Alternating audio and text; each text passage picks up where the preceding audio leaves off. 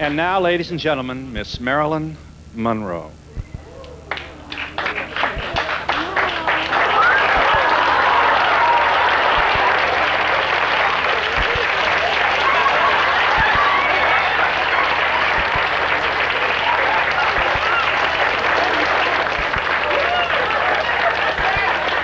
Take a good look at Marilyn. Let's see Marilyn. Look at Marilyn. What's not to love here? Marilyn, we can't wait to talk to you. Hello. You gonna sing Happy Birthday, Jack? Happy birthday, Mr. President? You like this, huh? You do? Really? You pay money to see this, huh? I swear that's Marilyn Monroe. Yeah. We're in New York City, and we'll be back in just a moment.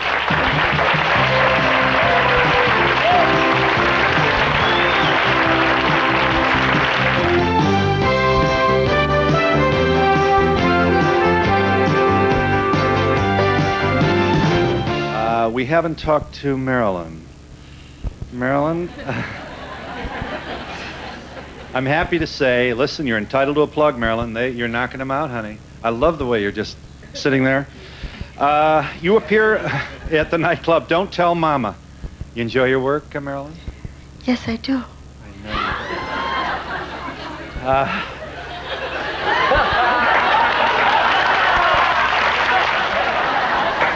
Marilyn, do you sing in your nightclub performances? Yes, I do. Uh-huh. Hang on. Yeah, what? Have any of you had cosmetic surgery to get the look? I started out, I wanted to be a makeup artist. And I accidentally fell into this because I studied bone structures so in depth. And of course I was very familiar with my own bone structure. And I came across a photograph. Not unlike I'm familiar with mine, Marilyn. So you what? What did you do? I realized that there was a similarity in bone structure, but I didn't know who Marilyn Monroe was. This was in 1979. And you were a young woman who's not familiar with this star? I was born and wait a minute, raised... you're not a woman. Hold it. Oh, no. You are. No, I don't want to... I normally don't talk this way. And this isn't my hair. But I don't want to break the illusion for the public. I understand. Too much. You are, however, Jimmy James. That is so hard to believe. Huh? This is something. Yeah, what? Yes, hi, Phil. I wanted to ask, when they're on stage at night and they're portraying women, and then during the day, they're men, do they have trouble with that division between, putting on makeup and dresses and all that stuff? You know who you are, friends? I know exactly who I am. I'm a little boy with a certain bone structure who wanted to be a makeup artist, and I just kind of went into this. Right. Developed an act. Uh-huh. This work does not mean you're gay, and you will also be the first to say, perhaps, that it's none of my business or anyone's, but you're certainly not unaccustomed to the question. Is this the gay performer, usually, or not, or...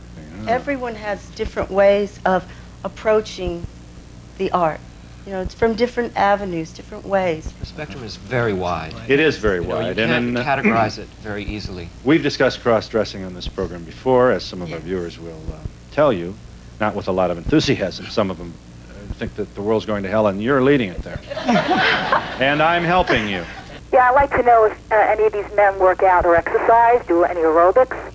Yes, all the time. I just got a Soloflex, and I think it's the best thing that ever happened to me. Hi, I was wondering if you take any type of medications that you don't have any facial hair or chest hair or anything like that? No, I've just always been smooth, and I'm lucky that my skin, ironically, photographs in all one color.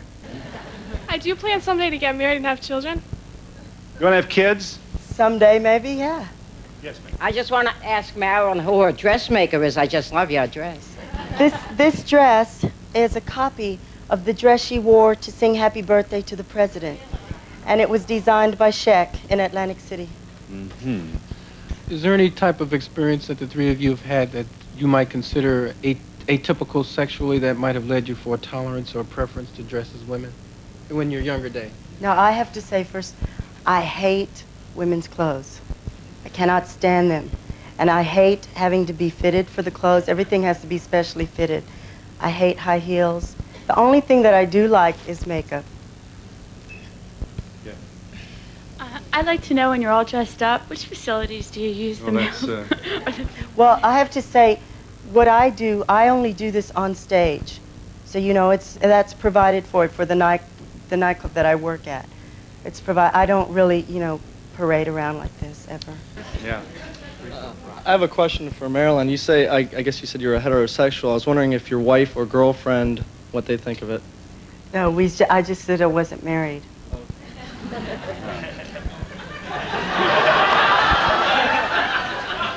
Hi there. Are you there, caller? Go ahead. Yeah, I'd like to say I have a friend who also does this in the evenings.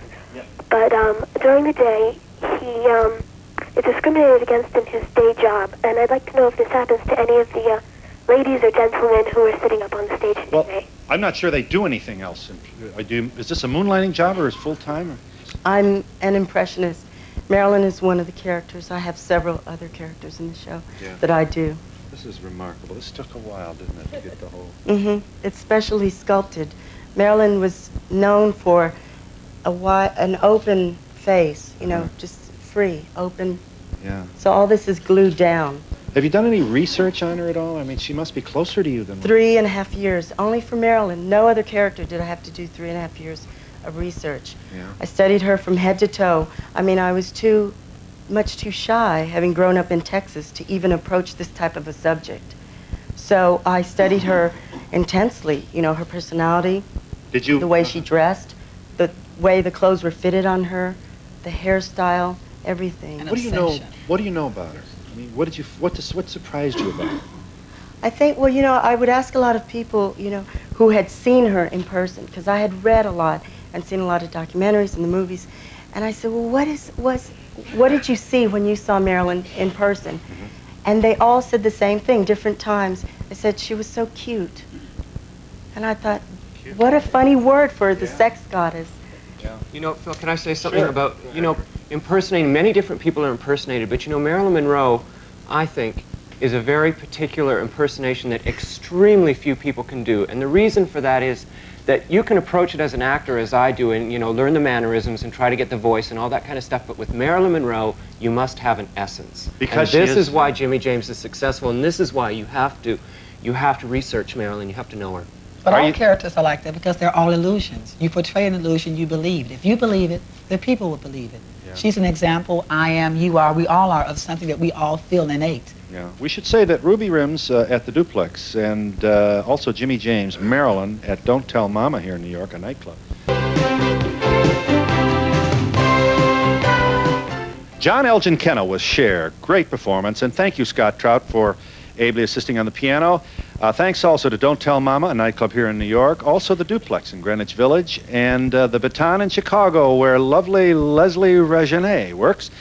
And you also saw some talented people from An Evening at La Cage, the show at Bally's in Atlantic City. And here, for a final appearance, are all the talented people who appeared on this here program. Thank you very much for a great hour.